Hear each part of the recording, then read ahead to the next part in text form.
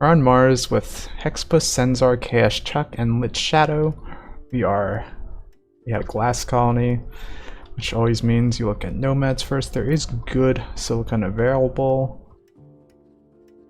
Nomads look very viable. No standout prices. Means that nothing else really jumps out. Elite is not a great option. There's no silicon near any of the iron, but potentially still an option if we have multiple nomads, which is definitely a possibility. Scavenger, not really what you want to do. It's not near water and aluminum, so shipping will be a problem for any scavenger. What else are we even looking at? Expansive there. I'm not thrilled with this expansive. Look at how far water is, and that's not even going to be available. Realistically, it had to be the nomad. Just because all the water is in this corner of the map, and all the iron is on the other side. I am concerned about Censar operating off of the single low iron. We'll be okay early on, just because iron started low, but long term that might be a bit of an issue, especially since Lit Shadow is not operating on strong iron himself. Might have been interesting to see Lit's found a little bit further up, so he can just grab iron aluminum adjacency right away, especially with low starting iron. Just having these two mines for 1.5 of each and then a single steel mill probably feels better than what he's doing.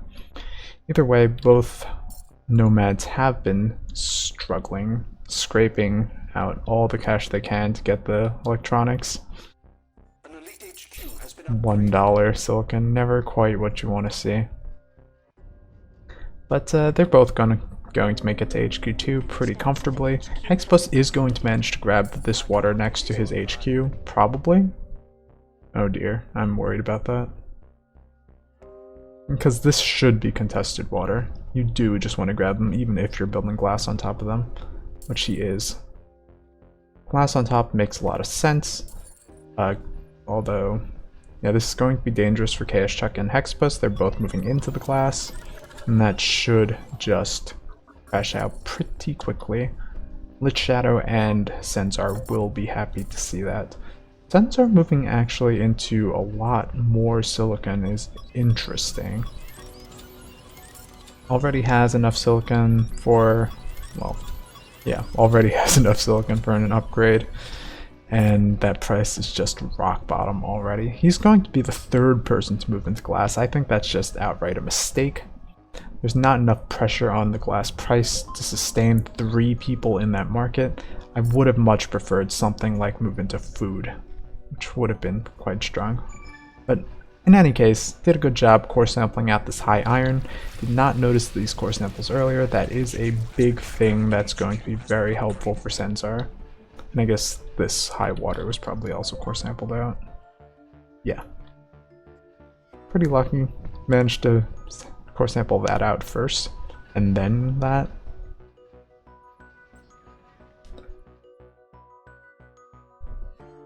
It's unlikely that that happens.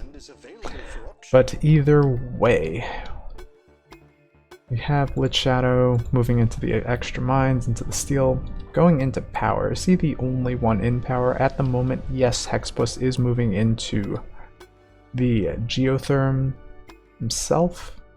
That will be contested. Litz has enough debt that he's not going to be making power money. So I am a bit concerned there about how he's going to get to HQ3. Although he does have the steel production, he does have the aluminum production, he does have the glass secured, so he will be fine in that sense. Censar moving into the double solar panel, canceling out of the double solar panel, deciding he needed a bit more silicon, which I guess is reasonable. At this point, I'm a bit confused about why. Like, this should just be double silicon. The single solar panel is not going to be doing enough. It's almost nighttime. If the decision to do this was based partially on nighttime and because you need more silicon, then just fully commit to this, swap back during day, but it's fine in that sense. Immunity on the geotherm is great. Hexpost also moved into double solar panel, which got some work done. His debt isn't going to kill him quite yet, but it is still a precarious position to be in, especially since he's barely making money. The triangle of farms will be nice for him though, and he might be able to make it to 4.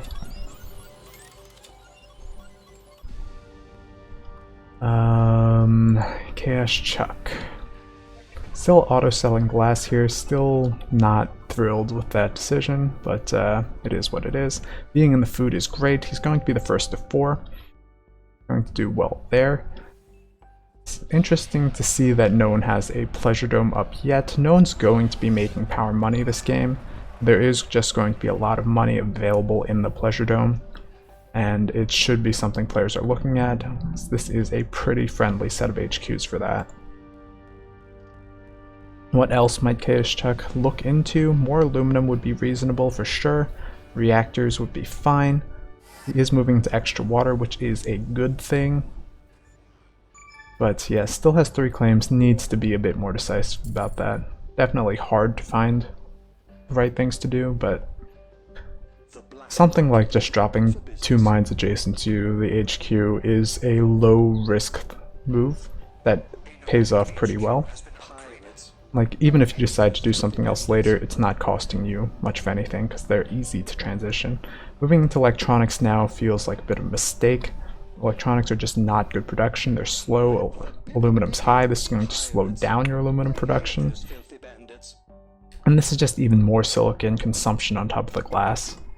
It doesn't feel necessary to do this right now, especially without any electronics pressure from the colony. But still in a good spot, might still be fine. Carbon scrubbing over 36k to Chaos Chuck. That is interesting to me. Carbon, I don't think would be particularly problematic for any player. I guess Lit Shadow to some extent, he's not near any carbon. But for the rest of the players, Hexbus has this very easy carbon, Chaos Chuck himself has pretty easy carbon.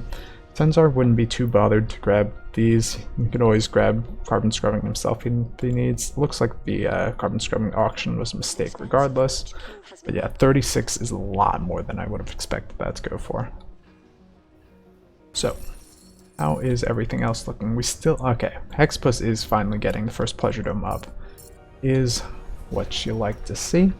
Chaos Chuck does also have a tile claim there for a Pleasure Dome, that will be nice.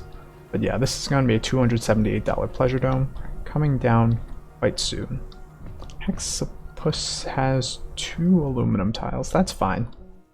Normally I do not like the 2 tile commitment to aluminum, but in this game it stayed very high because no one really pushed into it hard, and as a nomad you can kind of afford to do this sort of short-term play. But yeah, Hexapus in all the life support, making just lots of money, all the best markets, doing good stuff. Chaos Chuck moving just a little bit slower on that front, but he will be just fine. His freeze onto Senzar definitely slowed Senzar down a lot, and that will help prevent Senzar from really snowballing into a monster yet. Lit Shadow is one of 3 players going into a patent lab. Everyone wants the patent lab. Interested to see what they're looking for. Virtual reality for Hexpost makes a lot of sense. Virtual reality for Chaos Chuck makes a lot of sense. Lit Shadow hasn't chosen anything yet. How do Offworlds look this game? Offworlds are okay. They're not great in any sense. I would not be particularly looking to prioritize thinking machines, but on the other hand, prices on World are very much under control. There is an expansive and an elite, so it's unlikely that prices are going to spike too high. In that sense, thinking machines makes some sense as a long-term investment. And it would also just help secure some sort of advantage as a nomad if you can push into earlier off-worlds. But we'll see how that goes. In the meantime, we now have 3 pleasure domes up, 4th one for auction. Zenzar gets this one. I imagine we'll see a switch into an elite pleasure dome before too long. There are pirates available, so there's some potential for the chems to be pirated. It's not a very high impact thing, especially since chems aren't particularly high, so I don't expect to see it, but it is an option. As far as power goes, everyone's still sitting on their geos more or less. No one's committed too much into extra power. Lich Shadow is the one in 2 geos. Okay. Hello, Tret. Alright, Lich Shadow going into 3 water tiles. Something he can afford a bit more as an expansive. He is going for teleportation to sort of mitigate some of the fuel issues of that. But still, I will always feel uncomfortable with this sort of play. It makes a lot more sense with nukes on the market. Some of his water's already nuked. I would prefer to see slant drilling over borehole, but he'll learn soon enough that he's not getting borehole. It is interesting to me that Chaos Chuck in particular pushed for borehole quickly. He has 2 geos, but they're not near any of his other tiles. He's not getting teleportation.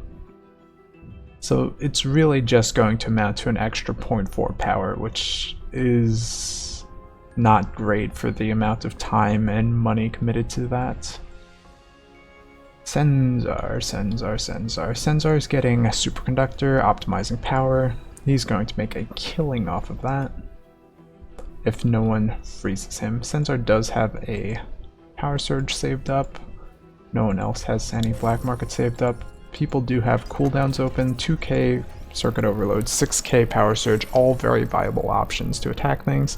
If not, 20k goon squad still a good investment, 10k mutiny is also just great. There is a lot of stuff going on there. Lich Shadow going into the 4th water tile just is a problem.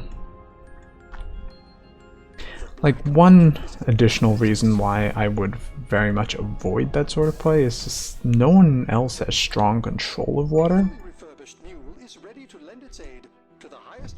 So it's not like you're preventing a single person from making big gains on that, and everyone's going to be making pushes to expand their water production. If you can be the one to avoid putting in all those extra claims and resources, and everyone else just kind of controls the market, then you kind of end up with an advantage on that front. But we'll see how that works out. Maybe it becomes necessary, maybe other people don't commit enough to water. Nanotech is going, thinking virtual reality is going, energy vault is going. Pretty early energy vault grab for Hexpuss. And that single solar panel is also a little weird, but well, it is what it is. Also single tile there. All just a little unfortunate. Senzar probably could transition out of some of the steel, or just keep producing it, frankly. He does still need to get to HQ5, so just having it sitting there auto-off is not the best. Who did pick up superconductor? Senzar did, right. We're talking about that with the solar panels. He's going for nanotech now. Being able to nanotech out of those solar panels on and off as needed will be useful. They still just a fair bit behind. How have his optimizations been going? Just kind of splashing into a few places. Just kind of okay. As an HQ4 elite, you don't really have huge amounts of resources that you want to be pushing into a single thing necessarily. And you might be prioritizing HQ5 more than just the extra claims from that, but it's still just not a great position to be in. He is just behind. Hexpuss, on the other hand, starting to move into the off-world under that goon squad. Does have thinking machines, so he's in a great position to do this. Going to finish defending himself. Chaos Chuck has a fair chunk of money. we'll see what he does with that. The glass money is going to continue rolling in for that. This continues to be unfortunate. I don't know.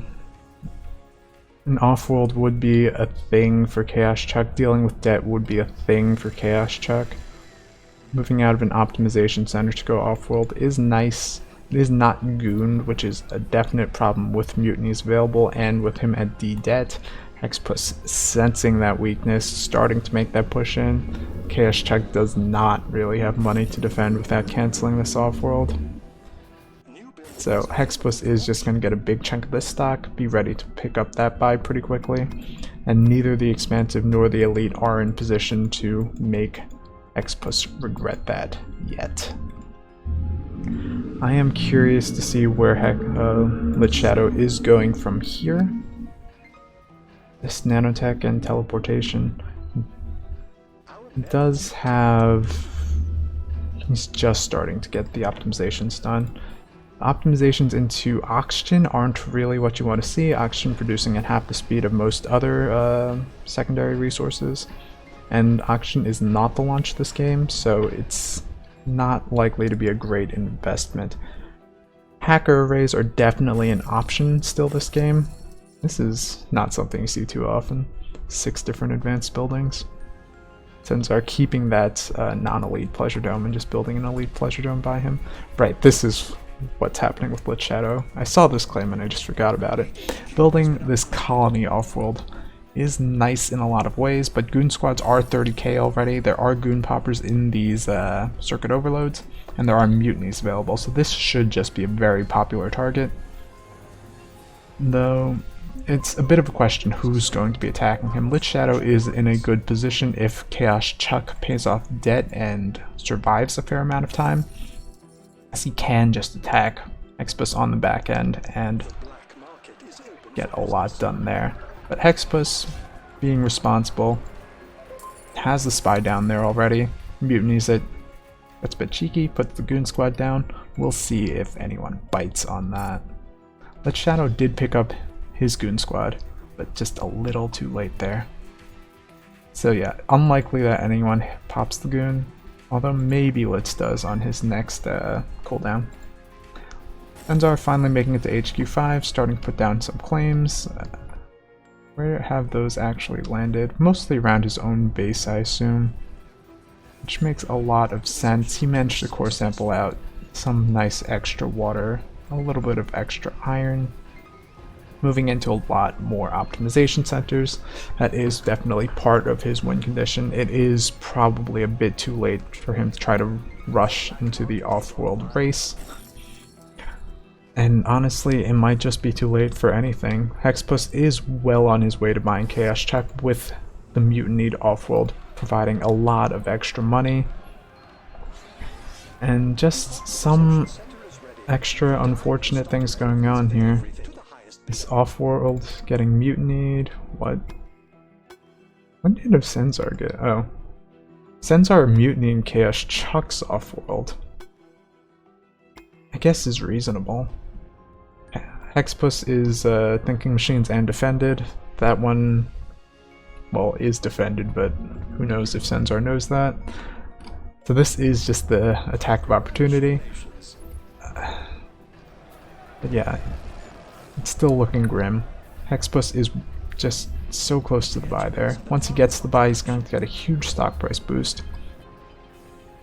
And it's hard to see where other players are going to get the money to finish things from there. Lich Shadow would have had an opportunity if he had this strong offworld producing for him, and if he just bought into Hexpuss instead of defending himself. At this rate, he's just going to be way behind, won't have that extra edge in the race, and it's just going to take too long for him to get the money to try to scrape that together. And Censar's not going to have enough time himself for his elite advantages to really get him into position. Full optimizations on chems, pushing into full optimizations on glass is nice. He needs to start moving into life support afterwards, but all just doesn't mean enough. Doesn't have enough claims working at his base to make him money. And yeah.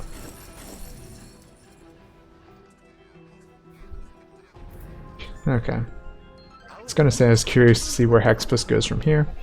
Making the push into Senzar is definitely one play, defending himself is the other play. This might make a lot of sense. I'm not so sure about continuing to push into Senzar and ignoring the attack from Lich Shadow. It makes some sense in a sense. Just because Lich Shadow only has a single off-world, there isn't a great source of additional income for Lich Shadow, so you maybe aren't scared of him picking up the extra 650k, 700k to finish off the buy there. You can feel reasonably confident that you can finish off Senzar first. Senzar is more likely to be a game-ending threat if you let him live. Oh, that's unfortunate. Hexbus bouncing the mutiny off. Actually, why did Hexbus bounce the mutiny there? Like, he knows that this is defended because he has a spy there. He's had the spy for a while, so that's a little bit weird. But getting a bit lucky, getting the mutiny back off of that attempted water pump mutiny, which I can't say I understand. Water's not high. No one really needs the extra water. I don't know. Anyway, Hacker Array auction. What is available to hack? It's gonna say electronics, but not really. Senzar has an easy opening into chem hacks, especially since Hexbus is even launching chems. But Hexbus gets that he's surplusing aluminum, which is interesting.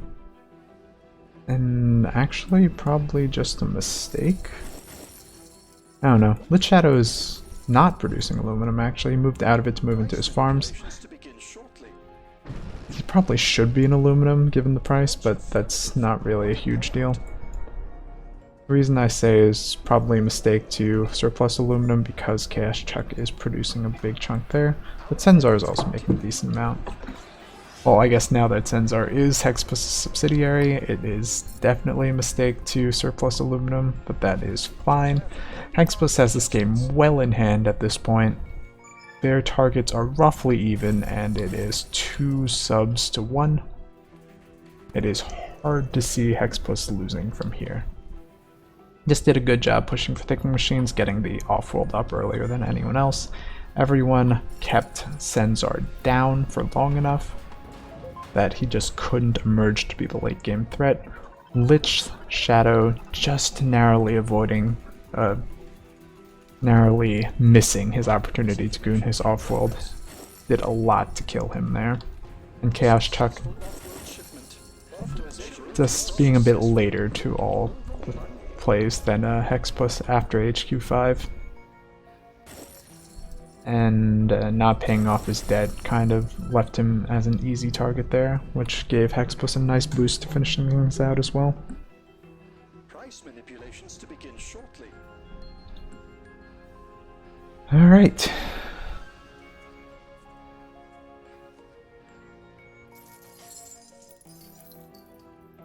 Yeah, just to answer stuff in chat. Hacker arrays are definitely still very strong.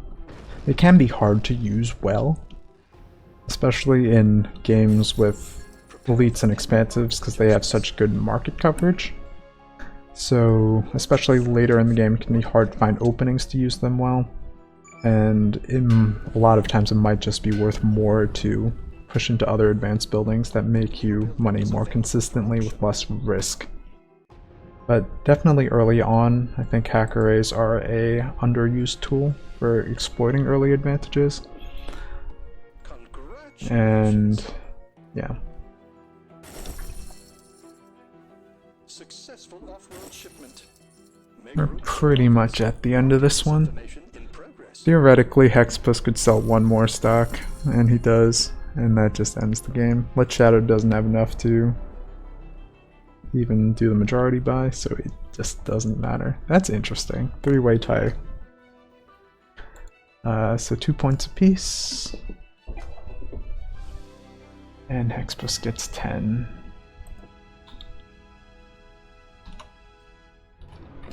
This is 9, 14, 50.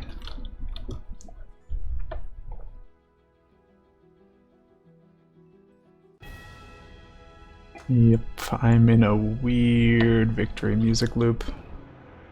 So, just gonna be a very quick glance through these numbers. Yeah. Big off-world market revenue for Hexbus, not a surprise. First into off-world, get that big mutiny off of Lich